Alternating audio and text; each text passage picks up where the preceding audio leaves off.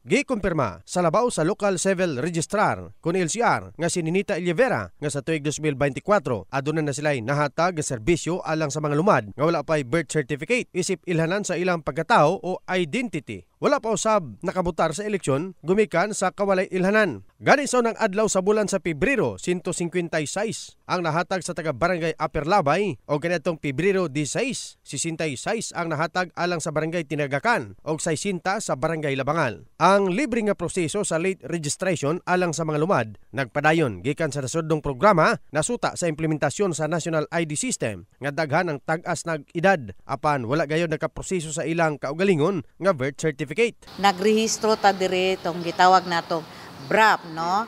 Birth Registration Assistance Program nga gipanaog sa syudad para sa libre nga registration, no?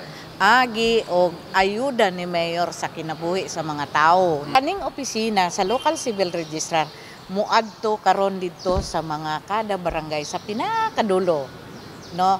Para irehistro sila, para ma-feel po nila na I belong to Jensen, I am a Filipino, doon ako'y identity. Sa mao nga programa, nagpasalamat ang taga Barangay Tinagakan nga unang nakadawat sa ilang mga birth certificate. Dakong tabang yun o dakong privilege sa atong mga especially sa IP po sa Jensen kay last February 16, 2024, gi-release na gyud ang mga birth certificate nga mga late registered sa among barangay nga daghan kay mga IP nga naka-register na gyud na nalipay sila nga na sila birth certificate kay karong panahon nga tong mga katigulangan ba dati wala gyud mga birth cert nga nag-edad na lang og mga 30 pataas wala gihapon birth pero dakong tabang gyud ang local government unit sa Jensen nga naay programa ang LCR na ingana nga program sir dako pud tabang sa among katribo sir.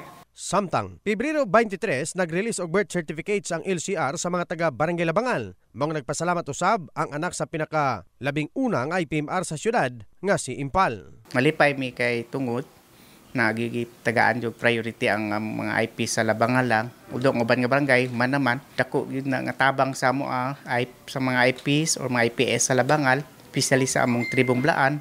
Udong nga dili lang tribong Blaan ang naatira, kumpleto man Tibuli, Blaan, Kaulo na ay manubo po dira.